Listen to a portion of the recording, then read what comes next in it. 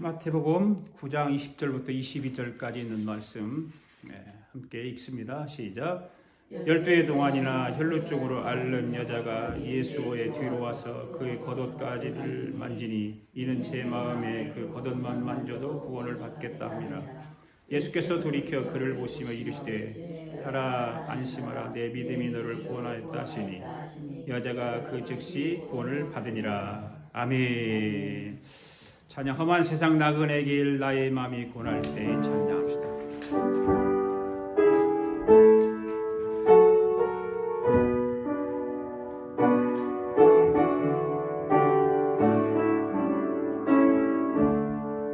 험한 세상 나그네 길, 험한 세상 나그네 길, 나의 마음이 고날 때 사랑스러운 주의 손길 내 마음을 항상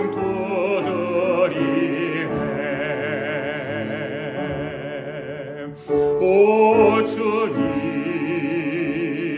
나의 주님 내 마음에 기쁨 주셨네. 나의 기쁨 나의 생명 주 손길 날 구원했네. 주 예수를 내가 아는 주 예수를 내가 아는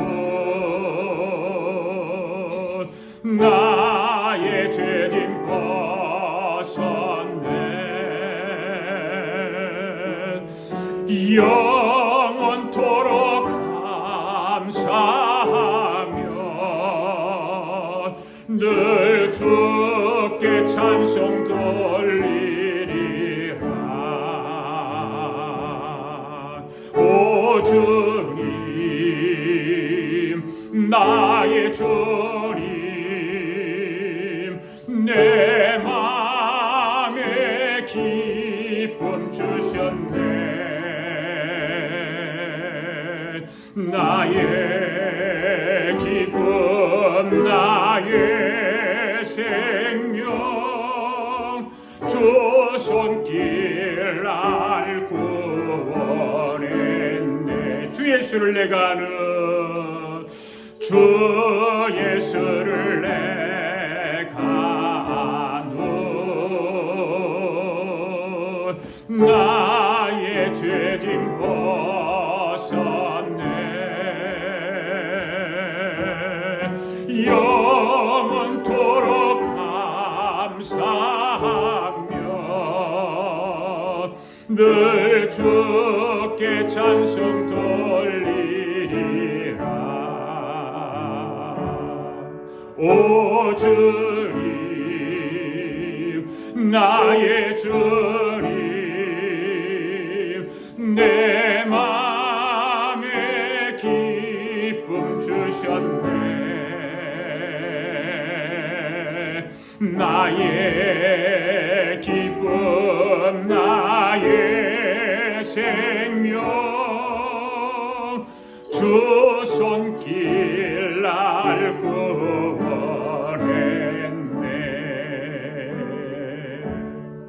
하나님 아버지 감사합니다. 오늘도 하나님께서 저희들로 하여금 예배하게 하시고 하나님을 찬송하며 말씀 듣게 하신 은혜 감사합니다.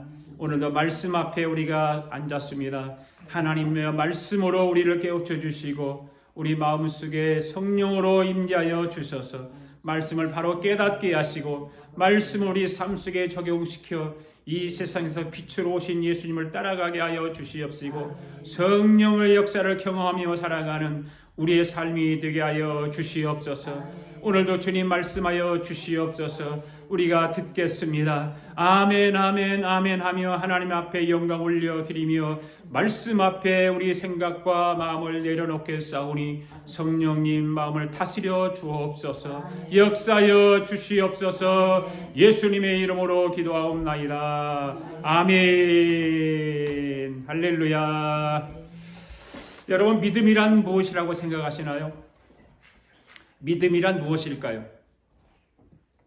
우리가 잘 알고 늘 쓰는 말이면서도 막상 믿음이란 무엇일까 답을 하려고 그러면 잘 그게 말이 나오지 않지요. 쉽지가 않지요. 알 것 같기도 하고 모를 것 같기도 하고 그렇습니다. 사실 믿음이라고 하는 말은 종교에서 많이 쓰이지만 일반적으로도 우리가 널리 쓰이는 말들입니다. 그러나 종교에서 쓰일 때와 일반적으로 쓰일 때 그 의미가 다르다는 거죠. 네. 그리고 종교마다 그 의미가 다르지만 더 나아가서 심지어 같은 종교, 종파마다 그 의미가 다릅니다. 그래서 같은 믿음이라고는 말이지만 누가 어떤 상황에서 쓰이는가에 따라서 그 의미가 다르다는 것입니다. 주목할 것은 우리가 성경 안에서 믿음이라고 하는 말이 다양한 의미로도 사용되어지고 있다는 거예요. 믿음이라고 하는 말이. 자, 먼저 여러분 프린트에 나눠드린 말씀이 있죠. 야고보서 2장 19절 말씀을 보십시오. 같이 읽어보겠습니다. 시작. 네가 하나님은 한 분이시니 주를 믿느냐? 잘하는도다. 귀신들도 믿고 떠느니라. 그렇죠? 하나님이 한 분이신 점을 확신하는 것을 믿음이라고 했습니다. 여기서 믿음이란 지적인 동의를 의미한다고 할 수 있죠. 그런데 그런 믿음은 누구도 가지고 있다? 귀신도 가지고 있다. 그런 지적인 믿음은 귀신도 가지고 있다는 거예요. 다시 말하면 주님께서 이런 믿음을 온전한 믿음이라고 인정하실 수 있다 없다? 없다는 거예요. 없다는 거예요. 그 다음에 마태복음 26장 33절 이하를 한번 읽어볼까요? 시작. 베드로가 대답하여 이르되 모두 주를 버릴지라도 나는 결코 버리지 않겠나이다. 예수께서 이르시되 내가 진실로 내게 이르노니 오늘 밤 닭 울기 전에 네가 3번 나를 부인하리라. 베드로가 이르되 내가 주와 함께 죽을지언정 주를 부인하지 않겠나이다 하고. 아멘. 베드로가 주를 부인하지 않겠다고 다짐을 했죠. 이 말을 들으시고 예수님께서 뭐라고 말씀하세요? 베드로가 3번 부인할 것을 말씀하시잖아요. 그러자 베드로가 뭐라고 말하죠? 내가 주를 부인할지언정, 죽을지언정, 주와 함께 죽을지언정 주님을 절대로 부인하지 않겠습니다라고 말하고 있어요. 이 말을 잘 우리가 한번 생각해 보자는 거예요. 베드로가 정말 믿음으로 한 고백일까요? 감정적으로 한 고백일까요? 이거는 감정적인 고백이에요. 이건 믿음이라고 할 수가 없는 거예요. 누구든지 사람은 감정을 다 가지고 있어요. 우리도 신앙생활하면서 감정적인 신앙생활 할 수 있잖아요. 믿음으로만 온전히 신앙생활을 하는 것이 아니라 내 감정을 가지고 신앙생활할 때가 참 많아요. 그래 베드로는 지금 이 감정적인 확신이라고 할 수 있어요. 베드로가 가지고 있는 그런 고백들을. 문제는 주님께서 그것을 온전한 믿음으로 인정하셨다 하지 않으셨다? 안 하셨다는 거죠. 안 하셨다.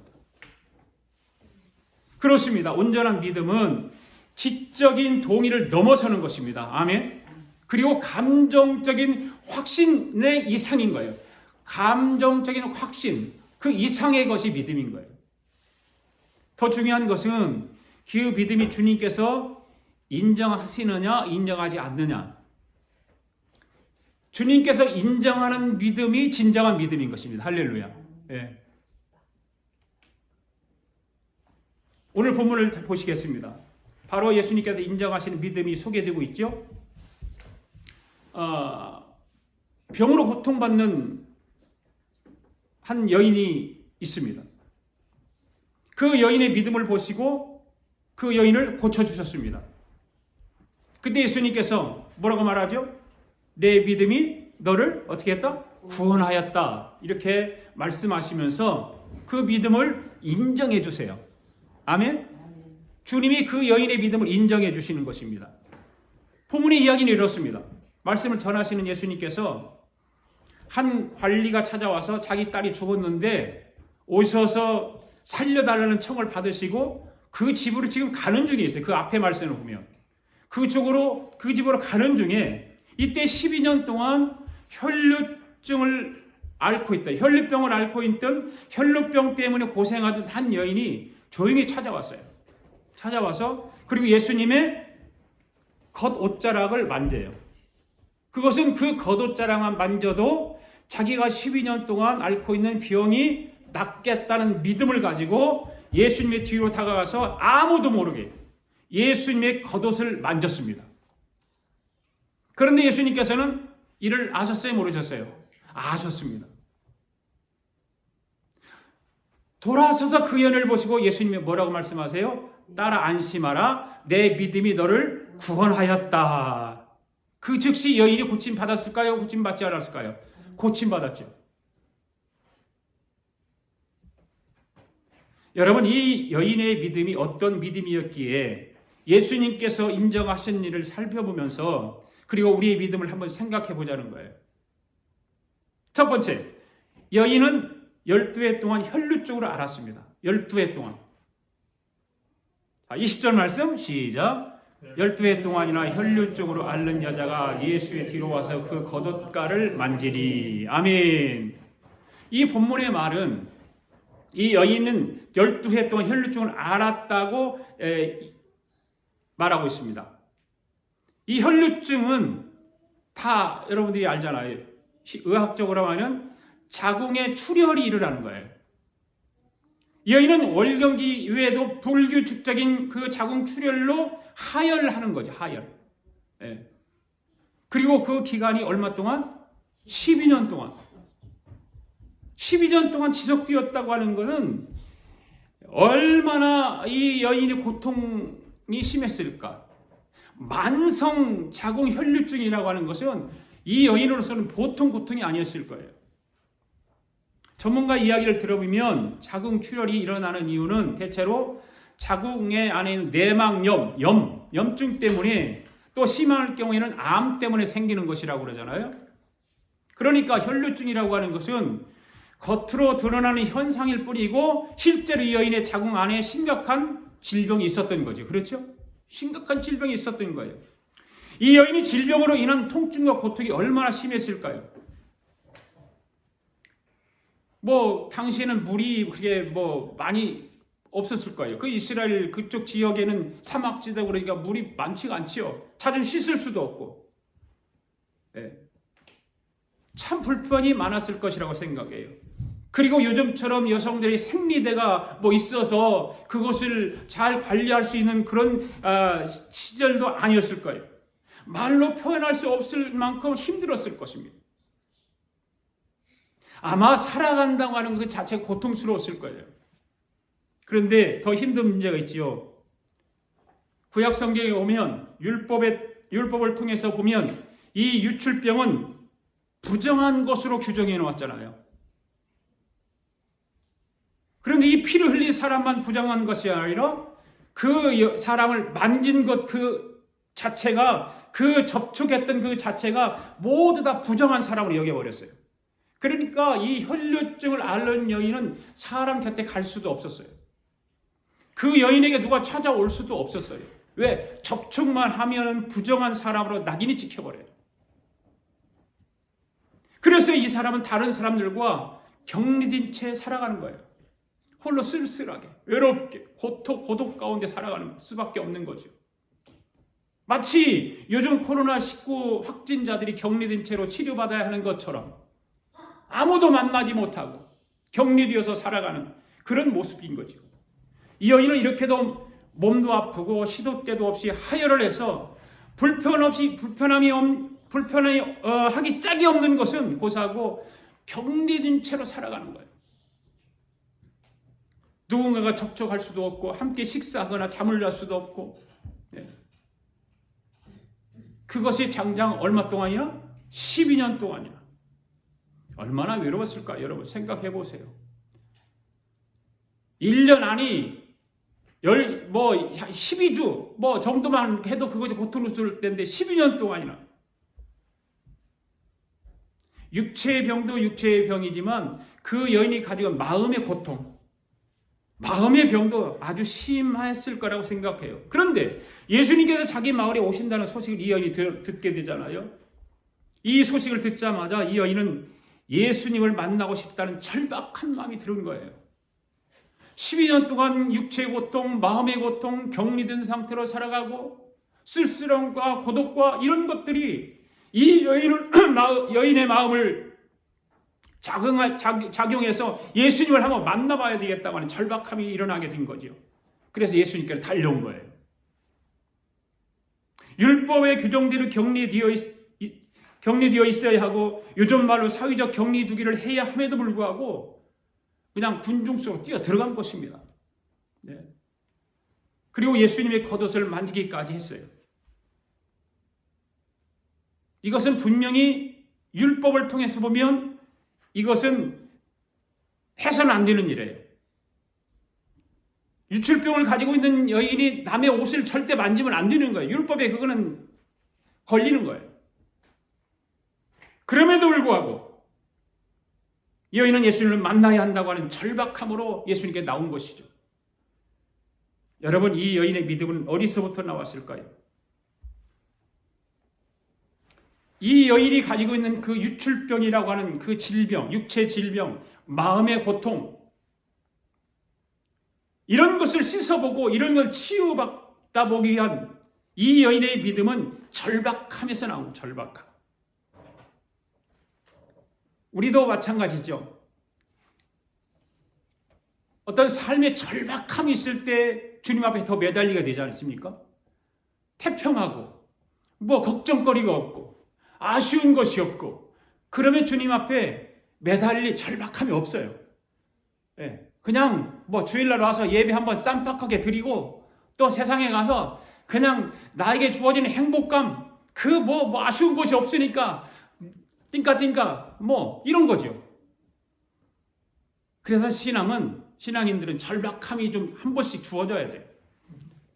그래서 주님 앞에 다시 찾아가고 십자가 앞에 무릎 꿇고 엎드리게 되고 이 여인이 바로 그런 거죠. 절박함이 이 여인의 믿음을 주님께 인정하시는 믿음이 되도록 했던 거예요. 할렐루야.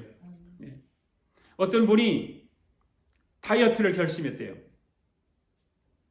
그래서 부쩍 살이 많이 쪄서 스스로 하루에 몇 시간씩 운동을 하기로 작정을 했답니다. 그런데 자기 마음의 결정을 가지고 시작을 했는데 뭐 운동하는 날이 많지 않아요. 일주일에 그래도 5번을 해야 되겠다 생각을 하고 결심을 했는데 그 5번의 5일의 기간이 자꾸 짧아지는 거예요. 그리고 이런 핑계 저런 핑계로 자꾸 운동을 안 하는 거예요. 귀찮은 거, 힘들고. 그러다가 병원에 가서 건강진단을 받게 됐어요. 건강진단을 받는데 큰 병은 아닌데 당뇨병 환자로 진단을 받은 거예요. 의사 선생님이 진단을 딱 내리니까 심각해지기 시작하더니 자기가 5일만 운동하겠다고 다짐해놓고 일주일 내내 운동하는 거예요. 매일같이. 이분은 합병증에 걸리지 않기 위해서 매일 열일을 제쳐놓고 운동을 합니다. 왜 그럴까요? 죽지 않으려고 하는 절박함 때문에 그러는 거예요. 할렐루야. 예. 사람은 누구나 죽음 앞에 있으면 절박하게 돼 있어요. 그래서 내가 하기 싫은 것도 해요. 먹기 싫은 것도 먹어요. 예. 죽음이라고 하는 절박함이 내 앞에 있으면 누구든지 그렇게 하게 돼 있는 거예요. 우리 신앙생활도 마찬가지지 않겠습니까? 다이어트를 결심하듯 신앙생활을 내 마음으로 다짐하면 그 믿음이 지켜지기가 어렵다는 거죠. 사는 것이 바쁘고 다급한 일이 밀려들기 때문에 다짐했던 영적인 일들이 자꾸 미뤄지게 되는 것입니다. 이 핑계 저 핑계로 예배 등하시하게 되고 기도생활 등하시하게 되고 그런 것입니다. 그렇게 시간이 흐르다 보면 믿음이 희미해지게 되어 있고 점점 하나님과의 거리는 멀어지게 되어 있는 거예요. 그래서 우리는 당뇨병 환자의 심정으로 신앙생활을 해야 할 줄 믿습니다. 기도를 쉬고 예배를 멀리하고 말씀 생활을 등한히 하면 영적인 큰 질병에 걸릴 수도 있고 심할 경우에 영적인 죽음에 이를 수 있다는 절박함을 잃지 말아야 되는 거예요. 할렐루야. 이런 신앙인들은 이런 절박함이 항상 있어야 되는 거예요. 그리고 이 절박함으로 주님 앞에 서야 할 줄 믿습니다. 이 절박함의 믿음이 오늘 우리 모두에게 필요합니다. 아멘? 그 믿음을 우리가 가질 때 주님께서 인정해 주시는 믿음이 될 줄로 믿습니다. 그 두 번째는 이 여인의 믿음은 그 겉옷만 만져도 구원을 받겠다는 믿음이었어요. 할렐루야. 21절 읽습니다. 시작. 이는 제 마음에 그 겉옷만 만져도 구원을 받겠다 함이라. 아멘. 이 말씀에서 주목할 것은 이 여인이 예수님께 나와서 몰래 예수님 뒷변에서 그 겉옷자락만 만졌다는 거죠. 몰래 와서 예수님께서 자신의 사정을 말씀드리고 고쳐달라고 하면 될 텐데 왜 몰래 와서 예수님의 겉옷자락을 만졌을까요? 그 당당하게 예수님 앞에 가서 예수님, 내가 12년 동안 이 혈류증으로 고통 가운데 있는데 예수님 좀 기도해 주세요. 좀 낫게 해주세요. 말만 하면 될 텐데. 그 이유는 당시 유대인들의 의복 문화와 깊은 관계가 있다는 거죠. 유대인들의 세마포로 만든 속옷을 입고 그 양털로 된 겉옷을 입었죠. 그런데 겉옷은 통으로 되어 있고 앞뒤가 구분이 되어 있습니다. 그래서 자연히 겉옷 아래 끝자락에는 내 모퉁이가 모서리가 다 있잖아요. 신명기 22장 12절을 보면 이 내 모서리에 치드라고 하는 술을 달라고 말씀합니다. 술. 글자는 술로 되어 있어요. 그 술이 뭐냐면 이 술은 8가닥의 실을 5매듭으로 만들어서 또 그 하나님의 거룩한 백성임을 나타나기 위해서 그 끝에다가 숯을 다는 거예요. 그걸 술이라고 성경에 말을 그렇게 했더라고요. 또 이 술을 보면 하나님의 계명을 기억하도록 하기 위해서 만들어 달게 하셨습니다. 그래서 납비라든지 서기관들이라든지 이런 사람들이 자기들이 하나님 말씀의 사람이라는 사실을 드러내기 위해서 이 옷 끝에다가 술을 길게 다는 거예요. 길게. 출렁출렁하게. 그런데 예수님의 시대의 문헌을 보면 온전하지 못한 사람이 온전한 사람의 겉옷에 술을 만지면 자신도 온전해진다라고 하는 민간 신앙이 있었다는 거죠. 그래서 이 12해를 혈증을 알고 있는 여인이 그 믿음이 있었어요. 그 희망이 있었어요. 그래서 예수님이 끝 옷자락에 그 술을 다룬 것을 가서 만진 거예요.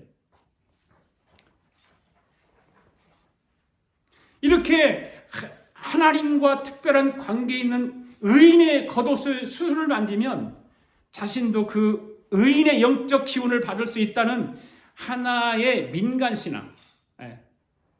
우리가 의학에서도 민간의학이 있듯이 한의학이 옛날에는 한의학은 지금은 정통으로 학문으로 인정을 받고 하지만 옛날에는 학문으로 인정받지 못해서 학문이 그게 의학이라고 그랬잖아요. 한의학은 그거 마찬가지죠. 민간신앙이 있어요. 정통신앙이 아닌 민간신앙이 있었다는 거죠. 당시 예수님은 아주 특별한 분이셨습니다. 사람들 눈에는 예수님의 말씀에 하늘의 권세가 있었고 그분에게는 그 어떤 사람이 갖지 못한 하나님의 능력이 있어 보였던 것이죠. 그래서 당연히 사람들이 예수님을 겉옷을 술을 만지고자 하는 간절한 바람이 있었던 것입니다. 마가복음 6장 56절에 이렇게 기록하고 있습니다. 같이 한번 읽어보겠습니다. 시작. 아무데나 예수께서 들어가시는 지방이나 도시나 마을에서 병자를 시장에 두고 예수께 그 옷가에라도 손을 대게 하시기를 간구하니 손을 대는 자는 다 성함을 얻으니라. 할렐루야. 따라서 합시다. 손을 대는 자는 성함을 얻으니라.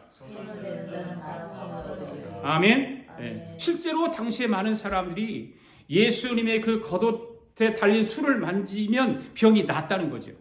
네. 그렇다면 이 여인이 왜 예수님의 겉옷을 만지려고 했는지 분명해졌잖아요. 그렇죠? 왜 이 여인이 예수님이 직접 찾아가서 말로 해도 되는데 겉옷자락을 만졌다고 하는 건 분명해졌어요. 이 여인은 당시 민간신앙처럼 온전한 분이신 예수님의 겉옷의 술을 만지면 자기가 그 능력을 덧입을 수 있다는 것이라는 기대감이 있었던 거죠. 게다가 이미 그렇게 병이 나은 사람이 있다는 소문을 들었을 거예요. 그러니까 예수님이 지나간다는 소리를 듣고 방문을 팍 차고 나가서 예수님이 지나가는 그 예수님의 겉옷장을 만지게 된 것이죠. 왜? 만지면 내가 나을 것이라는 확신 때문에. 확신 때문에. 그래서 그 마음에 예수님의 겉옷만 만져도 구원을 받을 수 있을 것이라는 믿음이 생기게 된 거예요. 할렐루야. 그리고 22절에 보면 그랬잖아요. 내 믿음이 너를 구원하였다 그랬잖아요. 내 믿음이 너를 구원하였다. 이 여인의 믿음을 주님이 인정해 주신 것입니다. 할렐루야. 예. 그렇습니다. 이 여인의 믿음의 중심에는 이런 확신이 있었대요. 확신. 예. 확신. 이 확신이 예수님께 인정해 주는 믿음이 되게 했던 것입니다. 지금 우리의 문제가 무엇일까요? 우리 앞에 놓여 있는 이 코로나19 바이러스. 참 인간적으로 참 우리가 생각하면 견디기 힘든 그런 시간들이에요. 우리는 걸리지는 않았지만, 우리는 전염이 되지 않았지만 그 전염될까 봐서 두려운 거죠. 아무것도 할 수 없어요. 우리 인간의 연약함이 이게. 인간이라는 것이 그러니까 그런 바이러스 때문에 죽어가고 또 그것이 바이러스가 나에게는 옮겨지지 않을까 두려움 가운데 있는 거예요. 이 여인이 예수님의 겉옷자락을 잡기만 해도 나을 것이라고는 확신이 있었던 것 같이 그 확신이 우리에게도 필요한 것입니다.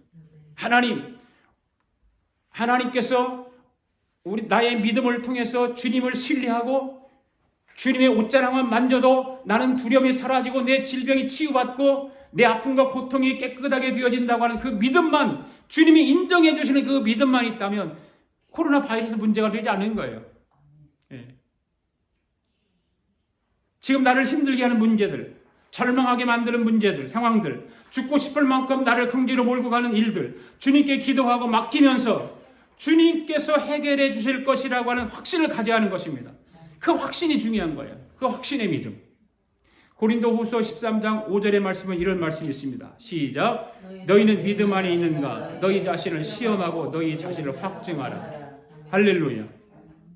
여러분 지금 한번 여러분 자신을 한번 확증해 보세요. 내가 내 안에 믿음이 있는가? 나는 과연 예수 믿는 사람으로서 신앙인으로서 나는 과연 이 여인과 같은 믿음이 있는가? 한번 확인해 보세요. 확인해 보세요. 성경이 그렇게 하라고 그랬잖아요. 자신을 확증해 봐라.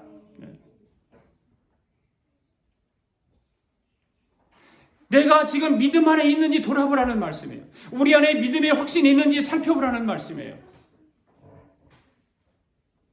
사랑하는 여러분, 지금 우리 안에 믿음의 확신이 있는지 돌아볼 수 있기를 바랍니다. 감당하기 힘든 일을 처리할 때 먼저 내 안에 믿음의 확신이 있는지 돌아보시기 바랍니다. 인생의 위기를 만났을 때 반드시 내 안에 믿음의 확신이 있는지를 돌아봐야 되는 것입니다. 내가 잘 나가고 평안할 때 내 믿음이 과연 확증할 수 있는지를 살펴봐야 되는 것입니다.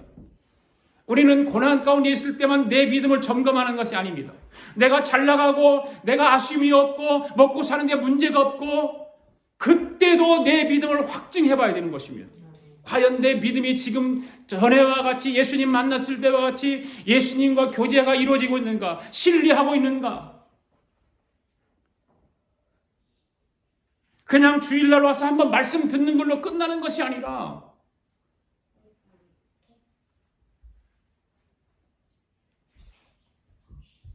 고린도후서 13장 5절 말씀같이 너희는 믿음 안에 있는가?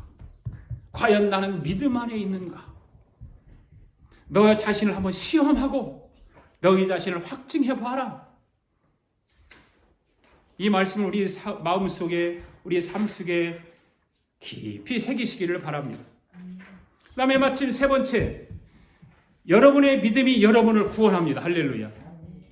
22절 읽습니다. 시작. 예수께서 돌이켜 그를 보시며 이르시되 따라 안심하라. 내 믿음이 너를 구원하였다 하시니 여자가 즉시 구원을 받으니라. 할렐루야. 한번 따라서 합시다. 내 믿음이 너를 구원하였다. 다시 한번 내 믿음이 너를 구원하였다. 할렐루야. 여러분의 믿음이 여러분을 구원할 수 있기를 바랍니다.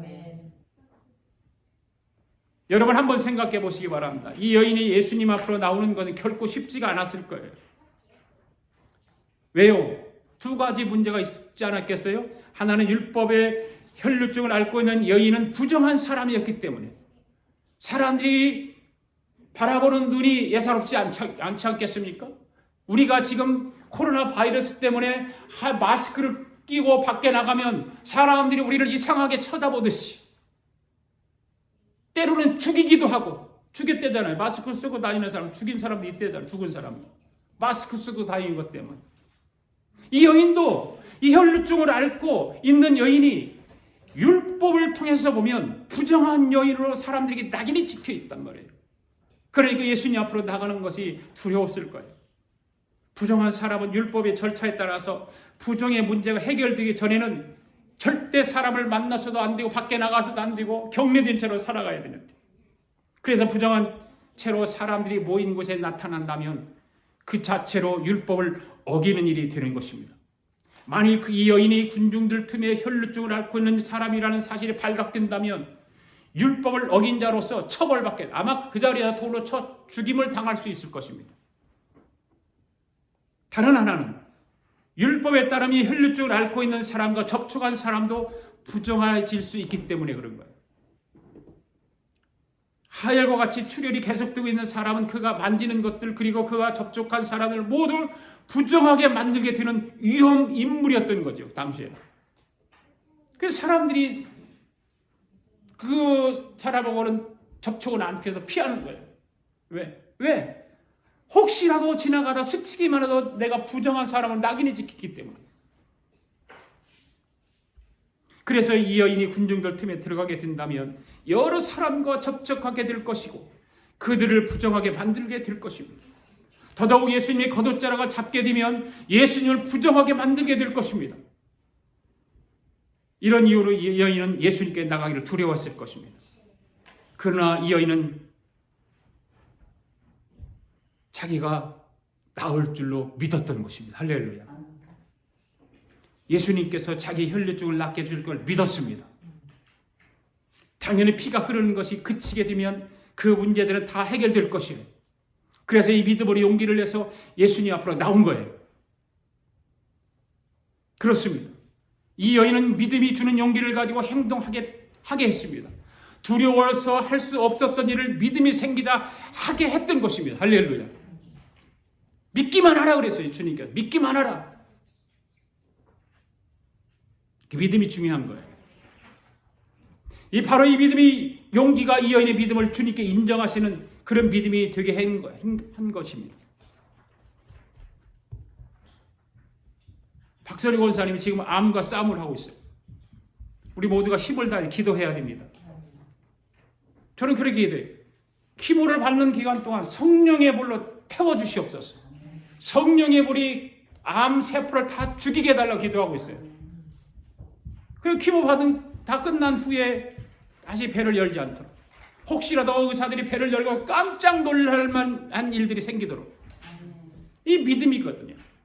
믿음으로 기도하면 하나님께서 고쳐주시는 거예요. 이 10배를 혈루증을 앓던 여인이 그 믿음을 가지고 예수님께 나와 옷자락만 만졌더니 예수님께서 내 믿음이 너를 구원했다고 말씀하고 있어요.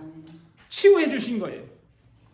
세계적인 암 권위자 김의신 박사라는 분이 계시는데, 이분은 미국 최고 권위의 DM 암센터 종신 교수이고 2차례나 미국 최고 의사로 뽑힐 정도로 인정받는 분입니다. 이분이 가장 치료하기 힘든 암 환자로 한국에 결혼한 기혼 여성들이래요. 그 이유가 뭘까? 한국의 이 여인들은 암 판정을 받으면 일단 직장부터 그만둔대요.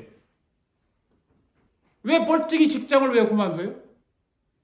그냥 미리 그만두는 거야, 미리. 마치 죽음을 준비하는 사람처럼 암 판정을 받으면 이제 죽는다는 거예요. 그래 직장 그만두는 거예요. 그래서 캔슬해서 죽기 전에 놀자는 거죠. 여행도 다니고 막 먹을 거 마음대로 먹고 일을 하는 거 아니에요. 그런데 암이 걸리면 우리가 반반으로 하자 이거예요. 50%, 50% 확률이 살고 50% 확률이 죽는다 생각하자는 거예요. 그런데 많은 암 환자들이, 우리 한국의 암 환자들은 죽는 50%를 선택하고 그 길로 가는 거예요. 산다는 50%를 버려버리는 거예요. 그래 미국 사람들은 안 그렇다는 거죠. 죽는 50%를 버리고 산다고 하는 50%를 선택한다는 거예요. 그게 다르대요. 그게 놀라운 일 아니에요? 그러다가 기혼 여성들은 하도 걱정이 많고 남편을 너무너무 사랑해서 내가 죽으면 남편이 어떻게 사나, 아이들을 시집장가는 누가 보내나 염려가 많다는 거예요. 이분이 말하는 암치료법에서 가장 중요한 것은 마음가짐이라는 거죠. 마음가짐. 내가 마음을 어떻게 가지고 있는가. 차라리 들대로 대라식에 배짱 좋은 사람, 깡패기질 있는 사람이 암이 잘 치료된대요. 그냥 들대로 대라 포기해버리는 거예요. 그리고 내 주어진 일을 열심히 하는 거예요. 그걸 가지고 내가 죽으면 내 남편은 어떻게 사나, 어떤 여자가 와서 우리 남편을 또 와서 괴롭힐까, 내 자식은 누가 장가를 언제 보고 시집은 언제 보고, 염려, 근심, 걱정이 암을 더 악하게 만들어서 죽게 만든다는 거죠. 가장 좋은 것은 하나님을 믿는 것입니다. 할렐루야. 하나님께서 고쳐주실 걸 믿고 하나님께 맡기는 사람은 담대하기 때문에 남들보다 면역력이 훨씬 높아진다는 것입니다. 자기가 기적으로 치료된 사람 여러 봤는데 대부분이 80% 이상이 기독교인이었대요. 왜? 하나님이 나를 치료해 주신다. 나를 고쳐주신다. 이런 확신 있는 믿음을 가졌기 때문에 더 치료가 많다는 거죠. 확인해 보니까 이들에게 면역력이 다른 환자에 비해서 무려 1000배나 높더라는 것입니다. 우리 박선희 원사님도 그러한 믿음으로 치유받기를 위해서 기도합시다. 아멘. 예. 그런 믿음이 중요한 거예요. 예. 그렇습니다. 믿음의 용기가 필요한 것이죠. 믿고 하나님께 맡기고 담대하게 나갈 때 암도 치료할 수 있습니다. 우리를 두렵게 하고 힘들게 하는 일들도 다 이겨낼 수 있습니다. 지금 세계가 온통 이 코로나 바이러스 때문에 뒤숭숭하잖아요. 우리가 살고 있는 이 북가도 비상사태가 이루어지고 미국에서 이 산타클라라가 제일 위험하대. 그렇다고 두려워하지 마세요. 이런 말은 우리가 안 보고 안 들어야 되는데 들으면 더 걱정이 되잖아요. 네, 그러나 우리는 하나님을 믿는 사람 두려워하지 마시기 바랍니다. 네. 우리 그리스도인들은 담대하게 이 사태를 대해야 됩니다. 우선 하나님께서 우리를 지켜주실 걸 믿고 우리의 건강과 삶을 하나님께 맡겨야 되고, 그리고 이 바이러스에 대해서 자세히 알고 적절하게 대처해야 합니다. 두려워할 필요는 없어요. 도망치거나 피하려 할 필요도 없어요. 어디 가도 이 바이러스는 다 지금 확장되어 있어요. 얼마든지 우리가 이겨낼 수 있고 하나님의 도우심으로 머지않아 극복될 줄로 믿습니다. 그래서 예배도 이 가정에서 드리게 되는 거예요. 교회들이 얼마든지 자기 교문 있는 사람들은, 우리 친구 목사는 드리지 못하게 하는, 자기는 교회에서 드린다고 드리고 있어요. 예. 뭐 그거 어떤지도 모르겠어요. 그 우리가 목사들이 참 힘들 때가 많아요. 이럴 때는 어떻게 해야 되나? 정부의 말을 듣고 따라야 되나? 아니면 교회에서 성도들을 모아놓고 예배를 드리는 게 맞는가? 이게 참 힘든 거예요. 아마 당분간은 이렇게 예배를 드려야 할지도 몰라요. 우리 함께 기도 많이 해야 될 줄로 믿습니다. 우리 그리스도인들의 가장 중요한 건 믿음입니다. 그런데 그 믿음이 내가 스스로 자부하는 믿음인가? 내 스스로 자부하는 믿음인가? 아니면 주변 사람들이 참 당신 믿음 좋아라고 하는 그 칭찬하는 믿음인가? 우리는 그 믿음에 머물러 있으면 안 돼요. 내가 자부하는 믿음? 아무것도 아니에요. 다른 사람이 나를 칭찬해주는 믿음? 아무것도 아니에요. 오늘 본문의 말씀과 같이 이 여인처럼 내 믿음이 너를 구원하였다라고 주님께서 인정해 주시는 믿음이 되어야 될 줄로 믿습니다. 저와 여러분의 믿음이 우리를 구원하시는다는 사실을 깊이 깨닫고 본문에 나오는 여인처럼 절박한 믿음을 가지고 주님 앞에 서야 될 줄로 믿습니다. 한 주간 한 주간 살아가면서 매일매일 살아가면서 우리에게 이 절박한 믿음이 필요한 것입니다.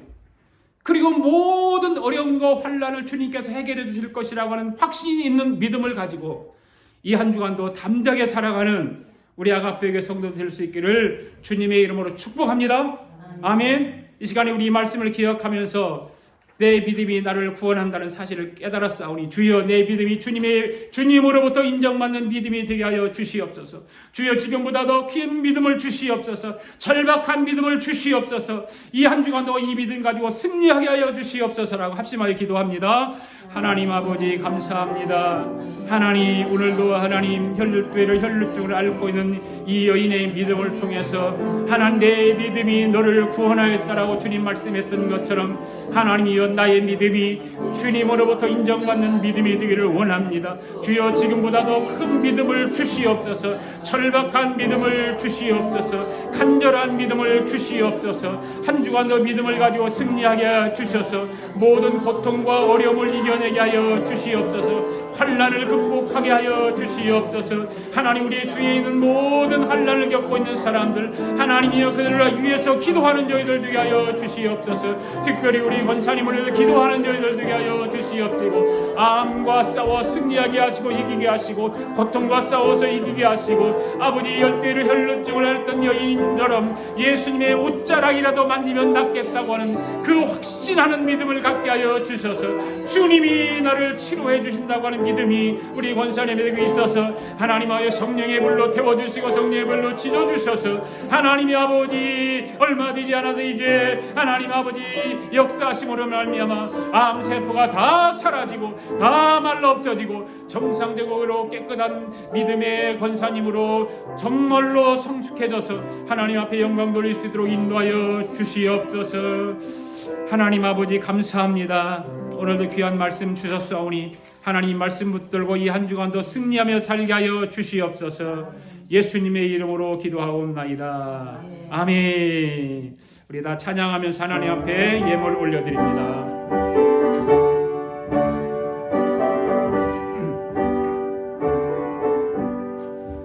대산을 넘어 험곡에 가도 빛 가운데로 걸어가며 주께서 항상 지키시기로 약속한 말씀 변치 않네. 하늘의 영광 나의 맘속에 차고도 넘쳐 할렐루야를 힘차게 불러 영원히 주를 찬양하리. 캄캄한 밤에 다닐지라도 주께서 나의 길 되시고 나에게 밝은 빛이 되시니 길 잃어버릴 염려 없네. 하늘의 영광 나의 맘속에 차고도 넘쳐 할렐루야를 힘차게 불러 영원히 주를 찬양하리. 광명한 불이 마음에 와닿아 전국 바라보고 할렐루야를 힘차게 불러 날마다 빛에 걸어가리. 하늘의 영광 나의 맘속에 차고도 넘쳐 할렐루야를 힘차게 불러 영원히 주를 찬양. 하늘의 영광